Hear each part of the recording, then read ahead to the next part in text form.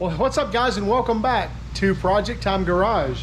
We're back again on this cheap $500 Project F250 with a 7.3 Powerstroke turbo diesel engine. If you haven't caught up on the past couple of videos on this thing, go click up here. I'll put a link to the series where we went and got it running the first time after it'd been sitting since like 2016 or so, or was it 2015? I guess it was actually sitting. Tags expired on it January of 2016, right?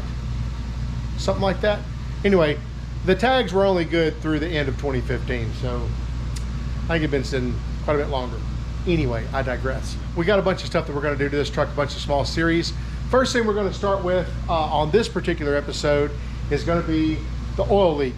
We have a pretty serious oil leak from the dipstick tube where it goes into the oil pan. Real common thing on the 7.3s. They all either had it done or they're all gonna have it done. It's just how it works. So we got a repair kit for it. Let me show you what we're dealing with under the truck first. All right. You see that there, Clark? That's an oil pan. And you see that junk running down the side of it there? Looks like chocolate milk.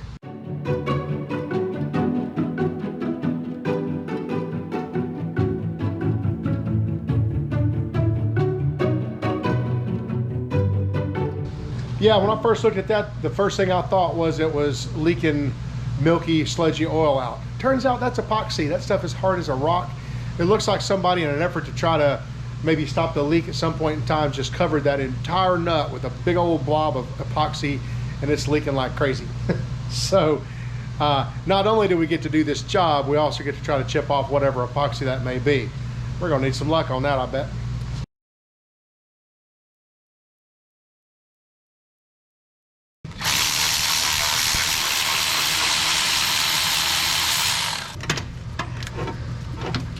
Yep, like that. Now the starter's hanging free, we're gonna go ahead and pull the wires off so it's not dangling by them, so we can get it completely out of the way. It's in there. Well, that is what we're dealing with right there. That is all epoxy. Tons of it. It's going to have to be chipped and scraped off of there before we can do anything at all with this.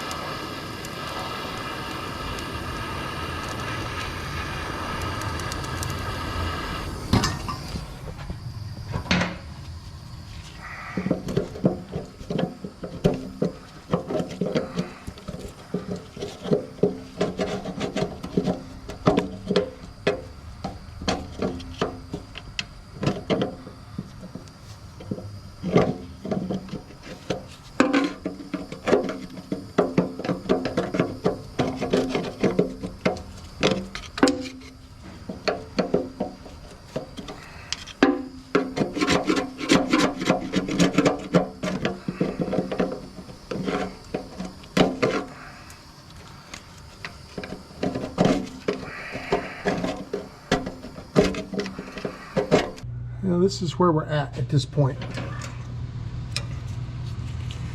We've got the epoxy cleaned off the immediate area of this thing, and it's not perfect, but it's as good as we're going to be able to get it until we get this nut off of here. Once we get the nut off, we're going to have something in here to hold this up. I actually ordered a set of brushes to go in there and hold this thing, but they showed up to somebody's mailbox besides my own, so we don't have them here today. So we're gonna have to improvise and hope we don't drop the whole damn thing in the oil pan.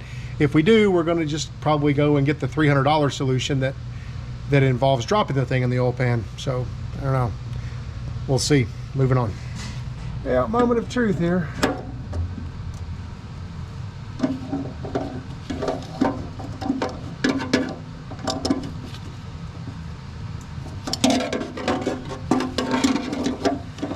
Thing's got epoxy on it.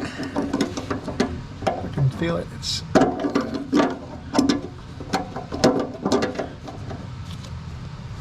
think what I'm going to do is just run it back and forth some, you know, kind of clean those threads out.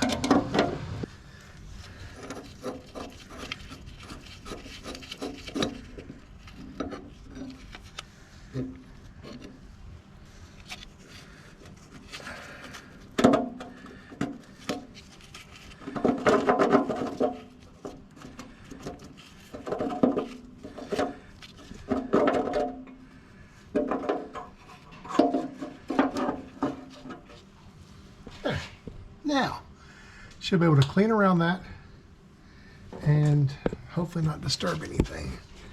Any kind of luck.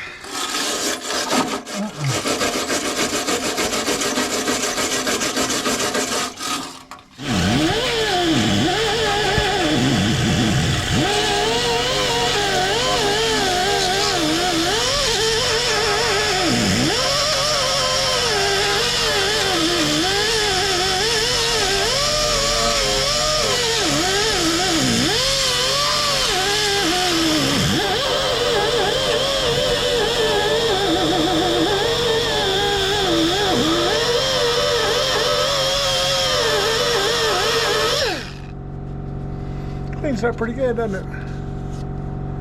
Needs a little more up top there, don't it?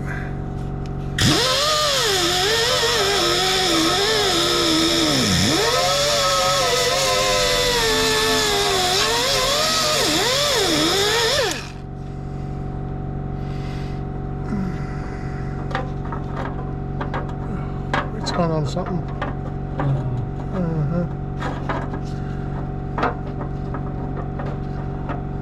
Oh shit, it's hung on something. Sure is, man.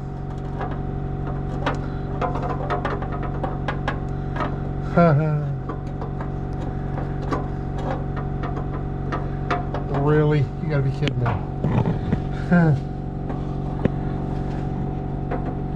What is it hung on?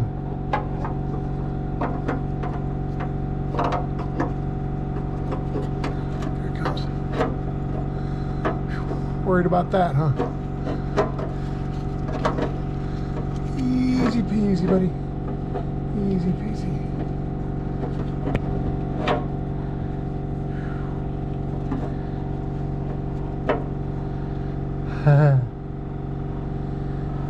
Hey, why don't you let me get you a pair of chain locks to put on that? You worried, man? You seem worried. You know I'm a surgeon. Skills. I need to push this back in here and look on it to see if the O-ring is on the back of it. Because the O-ring is, you saw it? There, has it already fallen off? Don't know. It's right there. Here's the pick.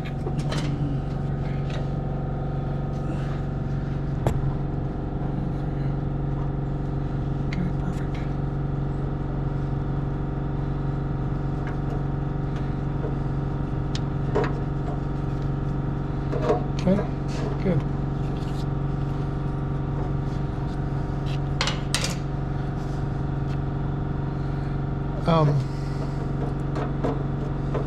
Now, bigger pair, I'm afraid I'll crush it because this is just cast aluminum, and I'm scared to death I'll crush it. Okay. Better, right? They're not great. Those are so small, though. The whole damn thing might fall in. It could, but we got two things on it now. Way better than we were before. Besides that, am I even going to touch them? Don't know.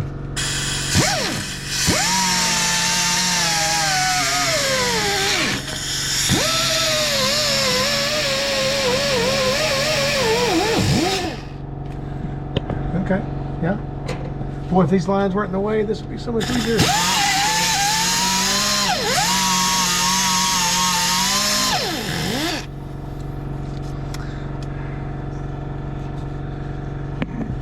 That feels pretty good right there. That feels pretty dadgum good. Went ahead and put some Permatex around the ring, and then we have gooped this thing up to the point it's ridiculous. And I'm going to try to put this up here and get it all over everything if I can.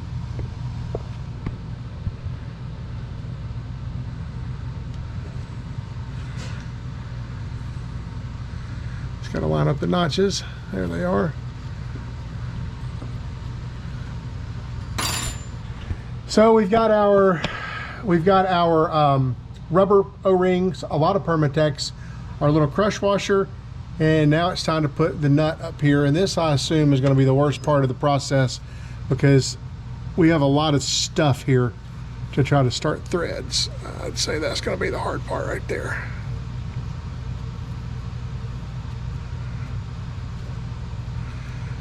Yep, I think I'm right on that. I'm going to take a pair of vice grips and try to grab a hold of this thing so I can pull it out harder, because I'm having a tough time getting the nut started. I can't get the threads to start on it. It's cross threading on me big time.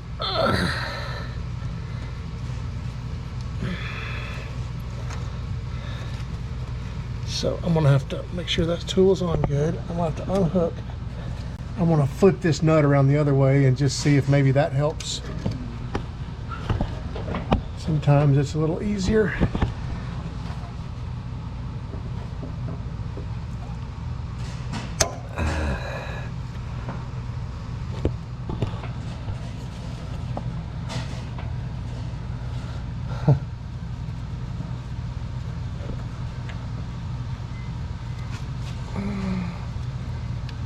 Oh,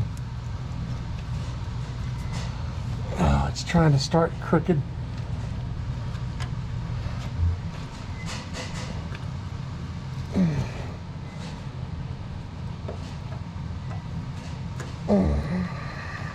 Nope, I can't get it started. I don't think there's enough thread sticking out of it. I don't think.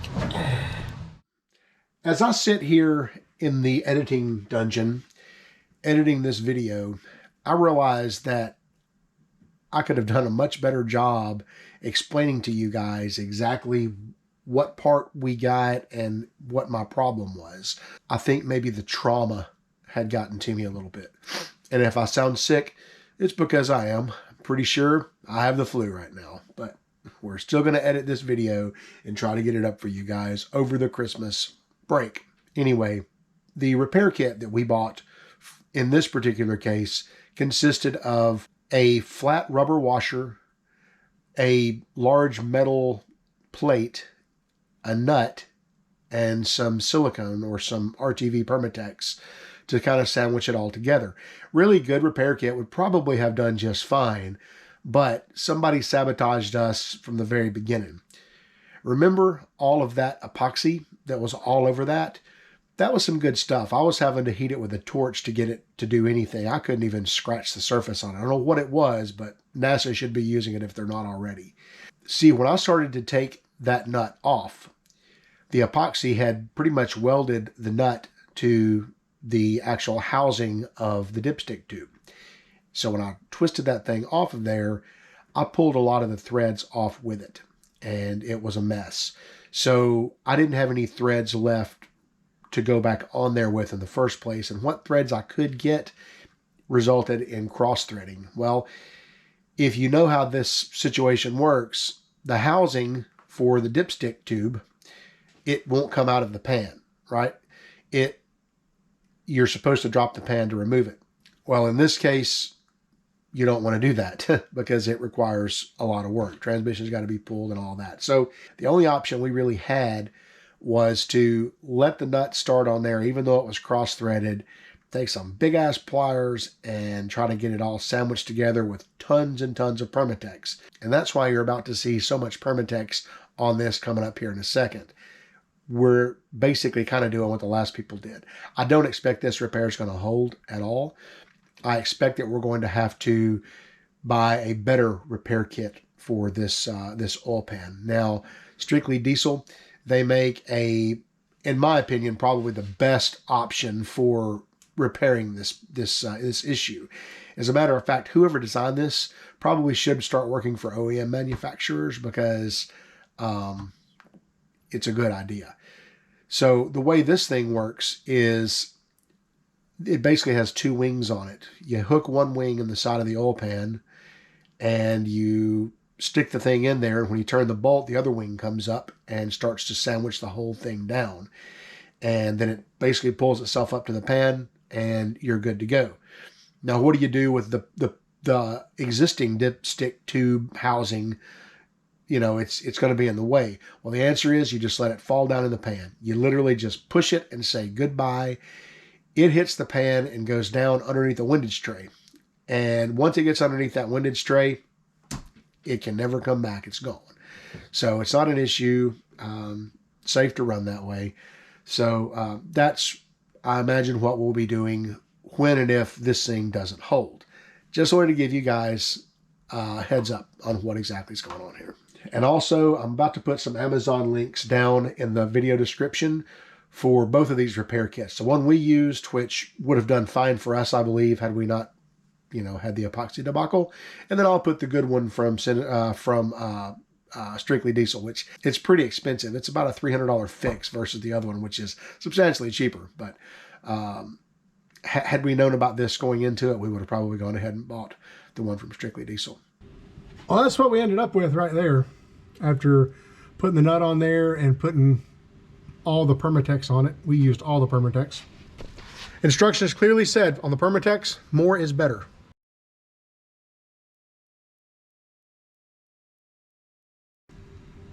That should be really good. Yep.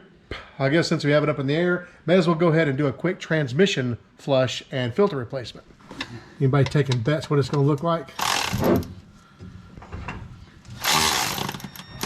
Oh, use your fingers now. Oh. I don't know if you can tell by the camera, but that fluid is dark. Really, really dark. But look at that sweet car back there in the background. Just beyond the oil drip. The red car. Pretty.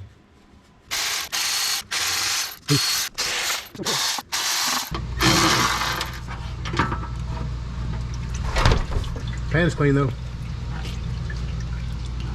That fluid ain't though. For your filter, you should just be able to just grab it and just twist it and work it down. It just sticks on with one place. You know I got man hands, so. Well, just be gentle. Rock and don't, you know, man hands. You got Godzilla hands. Just go easy, work back and forth, twist it clockwise. Yeah, man hands. You think that shit's funny, don't you? No, I didn't. I didn't expect you to do that. All over me. That's okay. Look at that. Yeah, it's filthy. That is not that hadn't been changed in a while. Oh, that's been in there a while, hasn't it? Just twist it, rock it, and work it, and it needs to go up as far as the other one was, roughly. There you go. That's it. Alright, let's clean this pan. Got a little bit of clutch material on it right there. That's not too bad, is it? Not too bad. Need to wipe this bad boy out. Yep. Pan's pretty clean overall. The fluid was filthy. Got a little clutch material on the magnet, but otherwise it's not that bad. Get some brake cleaner. Ooh, that is pretty. Getting prettier. That might be a little bit cleaner than my dinner plates usually. So we're back down. We've got about 5 quarts of transmission fluid in it. According to service data on these things, you don't need all 17 quarts or so because only about half of it comes out. Torque converter and the transmission passages, you know, retains a lot. So we'll start with 5 quarts and see how that works. We got fresh oil in it, got an oil filter change, transmission fluid and filter change. Now we're going to go ahead and hit the fuel filter while we're under here before we move forward. Fuel filter is going to be right underneath that big old thing there that says Powerstroke Turbo Diesel.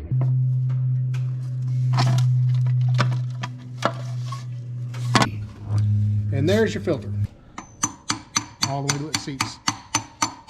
There you go. We'll use a shower valve tool to pull this thing off of here. Hopefully it'll work. Goes to the left, right? Yep. Oh, don't twist it. This is why I hate these caps. Right there.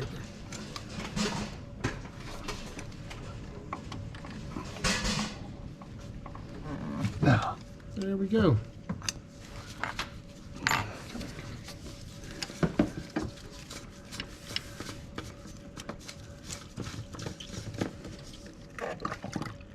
On the back side of these filter housings, you'll see a little yellow thing that looks like a little valve you can open.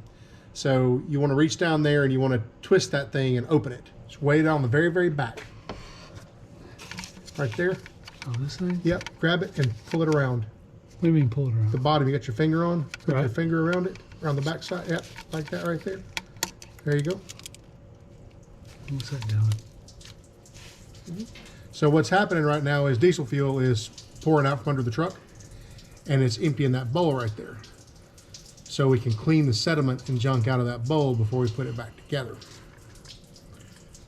Now ideally, you have a catch pan under your truck when you do this. We didn't have one. Yeah, is it empty? Yeah. Yep, once you're done with that, close it back up and you can inspect the inside of that fuel bowl and see how filthy it really is. Okay, we'll clean that out. That's what we've got after cleaning. It looks a little bit better. That's basically stuff that's made it up from the tank on the pre-filter side of the filter. And in my opinion, that really should have never made it that far. On all of my stuff, I run a pre-filter, a spin-on top filter way back there at the tank. I wish I had videoed doing that. I think one of my videos somewhere, I actually showed it for a second under the truck. But we'll end up putting one of those, a filter head and a spin-on filter on this truck as kind of a pre-filter. Not that it necessarily needs it. I mean, the factory didn't put one, but I'll feel better with it, and you know, there's that. So I'm sure we'll show doing that here so everybody gets to see how that's done in a future episode. For filter, we're going back with a FD4596 Ford Motorcraft filter. That's the only one that I use. And we're gonna go ahead and replace that cap with a genuine Ford cap. Everybody seems to throw these things away in favor of the wick style spin-on caps, which I do not like. They're kind of chewy when you try to take them off. I'm going to put a link down to Amazon for this cap in case anybody is interested in getting one of them. This is the old filter and cap assembly. Still got a little bit of diesel fuel in it. But that filter element looks pretty nasty to me. This is the way I usually get these things off. I usually just take a shower valve tool and just hammer the thing on there and twist them off and throw the damn cap away. I don't ever use these caps. I do not like them. Sam, I am. On these filters, they come with a couple of different O-rings. The round O-ring, the one that has round, no edges, sits in this area here. I always put these on dry. Don't really know if it matters, but I do. So there's that one. And then for the cap, if you look at this thing, you'll see that one side of this thing is flat and the other side has an angle cut to it. It's almost like a triangle. The triangular part, or the triangle cut part, goes to the top of the cap. You see that? See what's going on right there? It almost looks like a wedge, and the flat part is here. So that's how that goes. Kind of important we do it that way. We gotta push down? Or Yeah, push down. All the way down to the seats there. Yep, that's good. And then this. Oh. The former cap. Yeah, does it matter where you start it?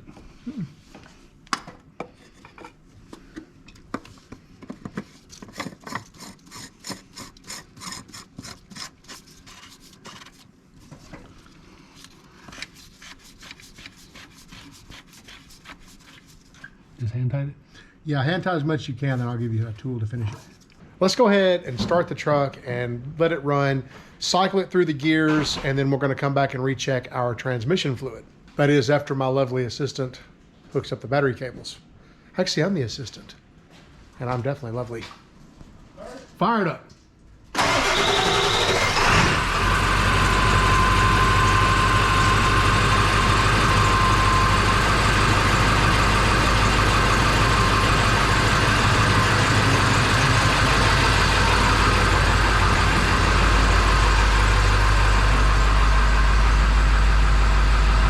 Oil pressure? Huh? Oil pressure? Yeah. I guess obviously we had to have oil pressure, didn't we? Otherwise the damn thing wouldn't have started probably. Well, we've covered quite a bit of territory in this video. We took care of the oil pan leak, did a transmission fluid and filter service, fuel filter. We took care of the oil filter housing leak. That was leaking pretty much where I thought it was, where the oil filter gasket meets the housing. Turns out the gasket on the old oil filter, it was so hard and crunchy that you could actually break pieces of it off with your fingernail. That's why it was leaking. So new oil and a new filter, no more leaks there. For now, knock on wood, that oil filter, or that oil pan repair, it's holding for now. I fully expect we're going to be in the middle of that at some point, repairing that again. But hey, just so you know, if we do, you'll see it here. We were going to take the truck and drive it up the road, but wouldn't you know it, dead pedal, intermittent dead pedal, ICP or IPR, right? That's probably what that's going to be, or the wiring for the ICP or the IPR down there in the valley. You know, we were down there poking around with the fuel filter, so that could be what that is. I don't know. Suffice to say, we're going to stop the video here because, well, no point in going forward. So on the next video, you guys will see these sweet tow mirrors get installed. You'll get to see that steering column installed. It's technically already in there, and we'll go ahead and take care of the ICP and the IPR, and then maybe drive the damn thing for a change. That'll be nice, and see what else blows up during the drive, because I'm sure there's going to be plenty to blow up. But that's going to wrap this video up, guys. I appreciate you watching. Hey, listen, if you haven't already, take a minute and subscribe down there. Don't forget, tell all your friends about us. Guys, I'll see you next time.